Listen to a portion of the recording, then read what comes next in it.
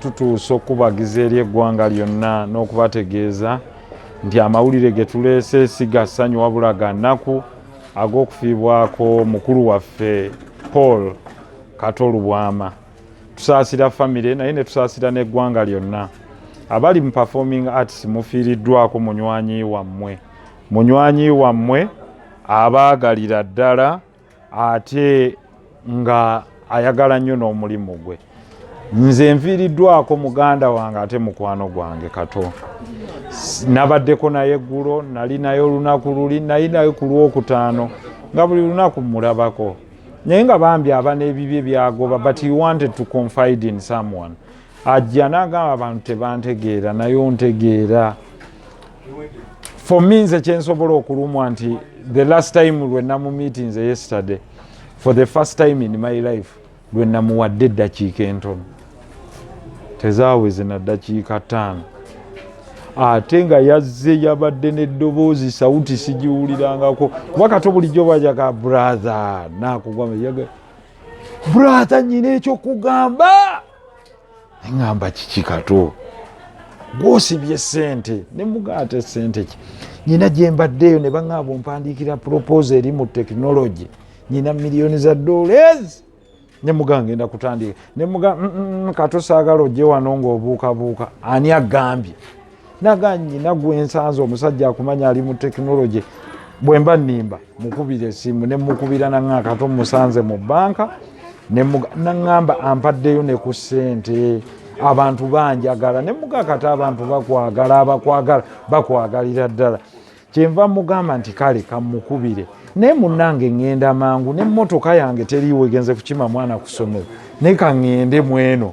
Naŋŋamba salaamu aleikum. Ne mugawa aleikum salaamu wa rahmatullah.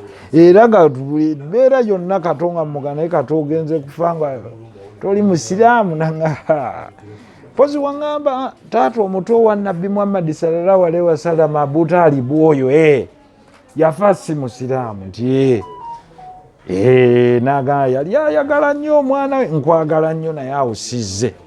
Ne mugamba sigadde mu Basamiina Waswayina tuwulidde naye tujeemye naye nanga abaana bange baabo gwefuna gwotwala gwomanya bo babo naye nze mugenda kunziika ku kitange eri bayitayo gundi enkozi.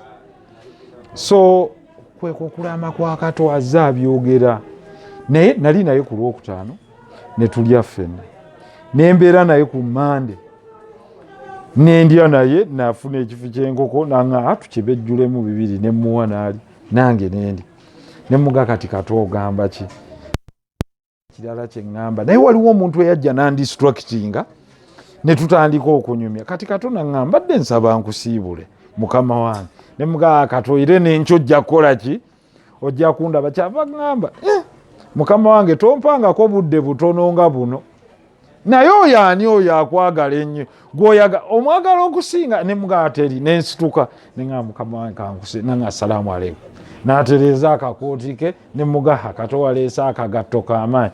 Nanga keeko ate ngenda kambalira wiiki nga sikakyusa. N'agenda eggulo nenziramu ne mulaba. Namuwadde much limited time nga nange nnyina mpapa. Naye nga salaamu aleikum aleikum salaamu. Awo we nakomye ate abalala basigadde naye. I say well, Kato had his problems, underlying problems, sukali, pressure, mujjukira bamusala ekyenda, huge operation, which he told me slowly that it could have been cancerous. He lived with it, but he lived positively, you know. Nga yagamba Katonda njagala nnyo eri alwala akalwadde akamu n'akaaba naye naganze Kato byonna Mungu yabimpa naye nze neeyagala muwogo wange ndya biki Allah bw'aliba atuuse okunkima wabula nga agitegezaako ne mumpapye ebyo ebyammwe eby'abasiraamu oyinza okujja wano ne weekyanga muntwale nja bafuukira ekizibu mumpe ennaku zange 7 twakkaanya yasooka ga weeks 2 ne mugaawo ojja kweziika kwata ekipapula kyo naga kale tugisazeeko eriki eriemu naga kati eriemu ajja otukyusa okuba nyina abaana e Canada nebo balwayo munyamba abaana bange ababuwala bajje bakole ki banziikeko nsabye busabi ye tatwala nnyo nsonga nga ekyo nkimazi ng'ate anyumya ebirala kunyumiza simanya twayimbanga music wa teepu gundi yagenda ne teepu zange n'omugana naye Kato music waata atunda naga byebyo ebibyo haji gwe ne Bobi Wine gwe Nsereko ne Bobi Wine mmwe bamu nga ye kyasigaza mwali muyimba obuyimba bwammwe obwo obwa baboga temuyina music naye ng'ate agamwa baana mmwe mbaagala.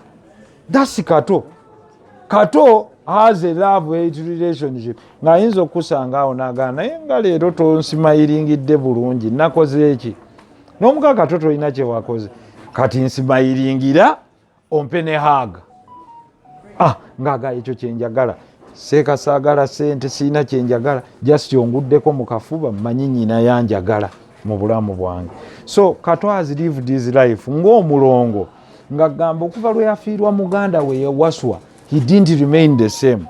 So some people might not know but ng'agga waswa mbeera awo nendowooza kuwaswa abaana bawaswa abaana ba muganda wange abange nsobola obbala naye abaana baani ng'ayina ne sisita we nabaggala kuba amannya ago ebintu ajja abikugamba naye nga Kato bw'oba n'ekintu ewaka abaawo ajja kubaawo ne bwana baatu oba yidi oba ki ajja kubaawo ne ku birthday yange yagaase bonja kulya keeki yadde ndi mulwadde wa suka ate nza akuyimbira naga tewabaawo mulala ayimba n'ayimba kati yoyo Kato nange bwe mpulidde kiwulikika kityanze obutaba wano. Inshallah nsaba Allah akkirize nja kubaawo ennaku zonna paka bwe tunaawerekera Kato Allah bw'anaaba asiimye kubanga okugera kwa Allah ffenna tetumanyi kiyinza kuddirira.